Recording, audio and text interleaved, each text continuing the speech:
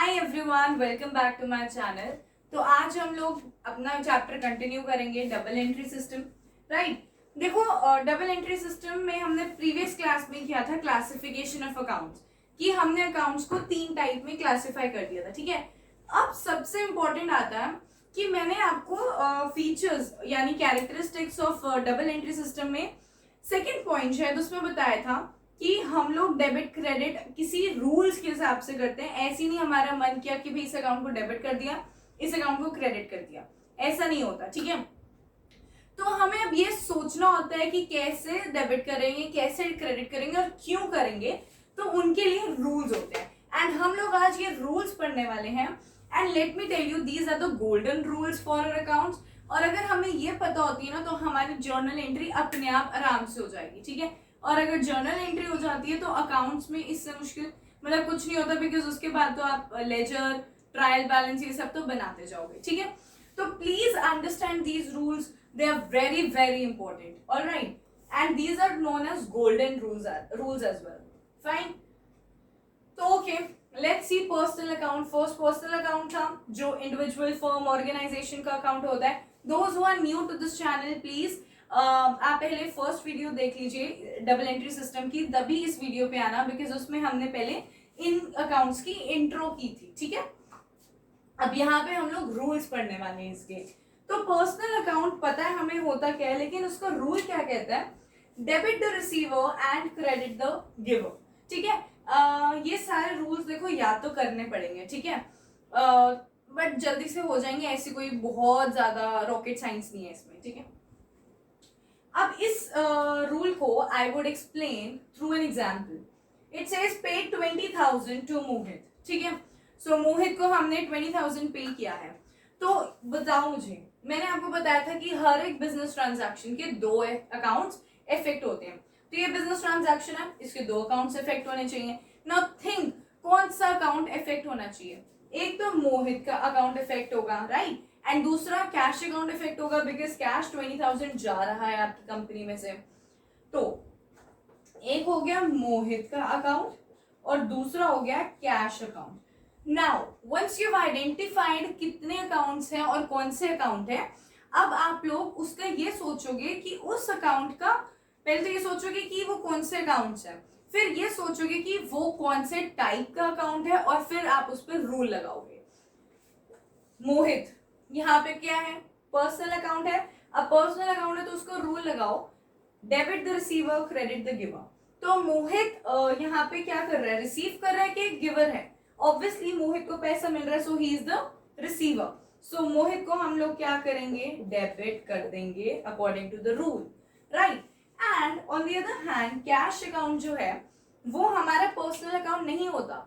Think मैंने आपको बताया था कि कैश जो है वो रियल अकाउंट में आता है, बिकॉज हमारे रियल अकाउंट सारे एसेट्स बेसिकली इंक्लूड करते हैं। ठीक है, तो cash account is a real account. And real account का रूल देखो क्या होता है? Debit what comes in and credit what goes out. So cash यहाँ पे जा रहा है या फिर आ रहा है? ऑब्वियसली मोहित को पे कर रहे हैं तो कैश जा रहा है, सो उसको क्या करना पड़ेगा? क्रेडिट करना पड़ेगा। Alright, I hope you've understood this. Now I will give another example to illustrate the same. Furniture purchased for cash. हमने फर्नीचर परचेज किया है कैश के बदले, मतलब फर्नीचर आया है मेरी कंपनी में, कैश जा रहा है। तो अब थिंक अबाउट 2 अकाउंट्स इफेक्ट होने चाहिए। कौन से इफेक्ट होंगे? एक फर्नीचर होगा और एक कौन सा होगा? कैश होगा। ठीक है, 2 अकाउंट्स हमने आइडेंटिफाई कर लिए कौन से हुए। अब उसके बाद आप देखो कि furniture is my real account, तो उस पे उसका रूल लगाओ। रूल क्या कहते हैं? Debit what comes in and credit what goes out.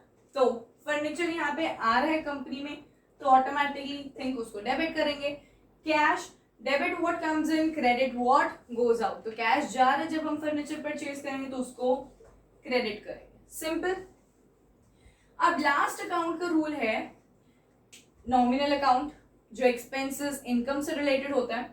सो इसका रूल है debit all the expenses and losses and credit all the incomes and gains, right. Again I have some example. ठीक है, इसको हम एक्सप्लेन करते हैं।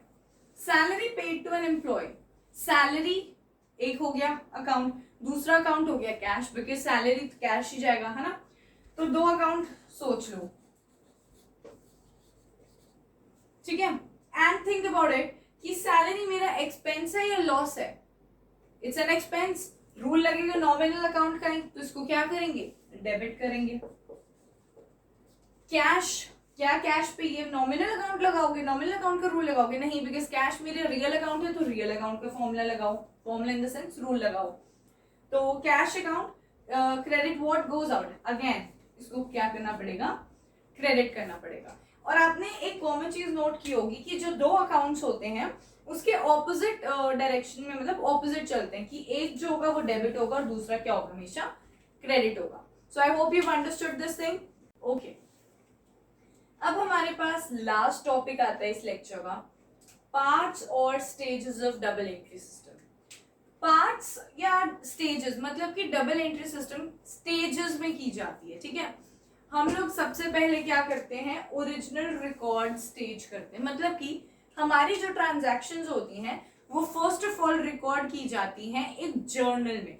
सो it is a book of original entry, this journal is a book of original entry, alright. So सबसे पहले काम क्या होता है कि जब हमारी बिजनेस में आज कोई ट्रांजैक्शन हुई है, हम उसको सबसे पहले जाके जर्नल में लिखते हैं, ठीक है। So that is why it becomes the book of original entry, सबसे पहले वही रिकॉर्ड किया है।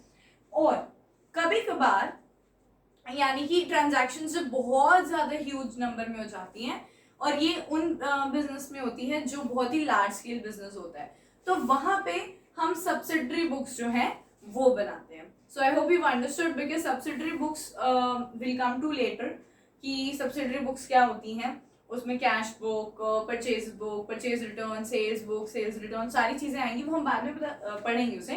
बट करेंटली आप सिर्फ इतना समझो कि सबसे पहले जब हम ट्रांजैक्शंस को रिकॉर्ड करते हैं originally, that is recorded in journal and subsidiary books, ठीक है। कि अगर बहुत लार्ज स्केल बिजनेस है तो सब्सिडरी बुक्स, नहीं तो अगर स्मॉल स्केल बिजनेस है तो जर्नल में ही रिकॉर्ड कर दी जाती है, बिकॉज उसमें कम ट्रांजैक्शंस होती हैं स्मॉल स्केल बिजनेस में। जब आप ओरिजिनल मतलब ओरिजिनल रिकॉर्ड स्टेज कंप्लीट कर लेते हो, मतलब जर्नल में अपनी एंट्रीज पास कर देते हो, फिर हम लोग खोलते हैं लेजर। लेजर यानी कि किस स्टेज में आया, क्लासिफिकेशन स्टेज, ठीक है।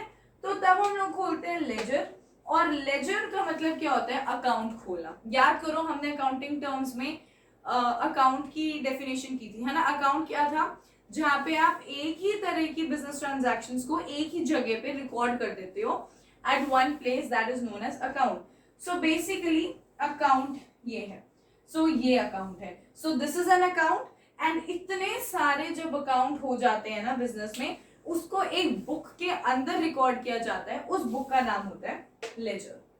उस बुक का नाम क्या होता है, लेजर। और उस स्टेज को क्या कहते हैं, classification stage, where you have classified all the transactions of similar nature in one account, so that is why it is termed to be classification stage. I hope it is clear to all of us. Next is summary stage. देखो summary stage बहुत simple है। आपने जब account खोला, her this is for example right, तो आपने ये account खोला, ये अकाउंट खोला, अब उसके बाद इसका डेबिट और क्रेडिट बैलेंस, हर अकाउंट का डेबिट और क्रेडिट बैलेंस निकल के आता है लास्ट में, ठीक है। तो उनके डेबिट और क्रेडिट बैलेंस फिर अगली स्टेज में रिकॉर्ड किए जाते हैं ट्रायल बैलेंस में। इसमें ट्रायल बैलेंस में उन डेबिट और क्रेडिट बैलेंसेस को रिकॉर्ड किया जाता है, एंड अल्टीमेटली वो इक्वल होने चाहिए, ठीक है। क्योंकि हम लोग क्या करते हैं, उसी अमाउंट से डेबिट कर देते हैं, उसी में क्रेडिट कर देते हैं ओरिजिनल एंट्री में, है ना। इस वजह से हमारा इक्वल आना चाहिए, और अगर वो नहीं आता ट्रायल बैलेंस का डेबिट और क्रेडिट इक्वल, तो मतलब हमने एरिथमेटिकल डिफॉल्ट किया है, कुछ गलती किया। और अगर आ जाता है so we are arithmetical correct, accurate है हम बिल्कुल, ठीक है। अच्छा, जब हम लोग डेबिट और क्रेडिट बैलेंस इक्वल कर लेते हैं, उसके बाद हम लोग बनाते हैं हमारा ट्रेडिंग अकाउंट। ट्रेडिंग अकाउंट किस लिए बनाया जाता है, बेसिकली हमारी ग्रॉस प्रॉफिट निकालने के लिए, कि हमारे कंपनी का ग्रॉस प्रॉफिट कितना निकला है, वो हम ट्रेडिंग अकाउंट बना के चेक करते हैं, ठीक है। अभी मैं बिल्कुल नहीं बताऊंगी कि ग्रॉस प्रॉफिट क्या होता है, ट्रेडिंग अकाउंट क्या होता है, you will get confuse because आपने अभी सिर्फ हल्का सा अकाउंट्स में अभी आए हो, ठीक है। ये हमारे लास्ट वाले चैप्टर्स में आती है फाइनेंशियल स्टेटमेंट्स में, और स्पेसिफिकली चैप्टर भी बनाया जाता है इसका। तो हम वो जब पूरा चैप्टर बनाए तो मतलब कुछ तो होगा ना उसके बारे में। तो अभी सिर्फ थोड़ा थोड़ा पढ़ो कि हाँ इन टर्म से आप फेमिलियर हो जाओ, ठीक है। So trading account is basically to ascertain the gross profit, कि हमारा ग्रॉस प्रॉफिट कितना आया है, और फिर हम लोग क्या बनाते हैं P&L अकाउंट, क्योंकि ग्रॉस प्रॉफिट का बैलेंस निकाल के हम लोग P&L अकाउंट में डालते हैं, और फिर सारी चीजों को ध्यान में रखते हुए फिर हम लोग P&L अकाउंट बना के नेट प्रॉफिट निकालते हैं कि हमारा नेट प्रॉफिट कितना है कंपनी का, ठीक है। एंड उसके बाद लास्ट स्टेप आती है कंपनी की बैलेंस शीट। फिर हम बनाते हैं बैलेंस शीट जहां पे हम सारी एसेट्स और लायबिलिटीज को रिकॉर्ड करते हैं। And you should know this thing, last में एसेट्स और लायबिलिटीज भी इक्वल और मैच करनी चाहिए। अगर वो नहीं करती है तो मतलब अगेन हमने पूरी ऊपर से कहीं ना कहीं गलती की होगी, हमने कुछ जर्नल एंट्री गलत पास कर दी होगी, हो सकता है पास ना की हो सकता है अमाउंट कुछ ऊपर नीचे कर दिया हो, कितनी चीजें हो सकती है। अगर यहाँ पे ठीक कर दिया तो हो सकता है लेजर में गलत पोस्टिंग की है, ठीक है, जिसकी वजह से हमारा ट्रायल बैलेंस में गलत बैलेंस चला गया डेबिट और क्रेडिट का, जिस वजह से हमारा ग्रॉस प्रॉफिट गलत आया, फिर नेट प्रॉफिट गलत आया, फिर हमारा बैलेंस शीट तो कैसे मैच होगा, ठीक है। इस वजह से अगर बैलेंस शीट नहीं मैच करती ना कंपनी की तो उसको बहुत ज्यादा दुख होता है, बिकॉज फिर लगता है कि हाय अब इतनी सारी ट्रांजैक्शंस अब फिर से कहाँ से देखें कि क्या गलती थी क्या नहीं थी, ठीक है। So you have to be very careful while making the journal entries, because आप journal entries अगर ठीक पास करोगे तो you know chances कम हो जाते हैं कि आप गलती करो, ठीक है। बाकी गलती तो फिर भी कहीं ना कहीं हो जाए तो that's a separate issue, but हाँ बैलेंस शीट बनाई जो एसेट्स और लायबिलिटीज को असर्टेन करता है, एंड अल्टीमेटली बैलेंस शीट ही वो चीज है जिससे हम हमारी कंपनी की फाइनेंशियल पोजीशन को बता सकते हैं कि हमारे फाइनेंशियल पोजीशन क्या है, ठीक है। सो इस स्टेज को कहते हैं summary stage. So I hope you understood this, ये आपको पूरा लेक्चर समझ में आ गया। अगर आप लोगों को कुछ डाउट होता है तो कमेंट बॉक्स में आप डाल सकते हैं, I will try to answer it as soon as possible. And I wish आपको पसंद आई होगी वीडियो, तो प्लीज इसको लाइक कर देना, शेयर कर देना, एंड सब्सक्राइब तो जरूर कर लेना, ठीक है। So till then take care, bye bye.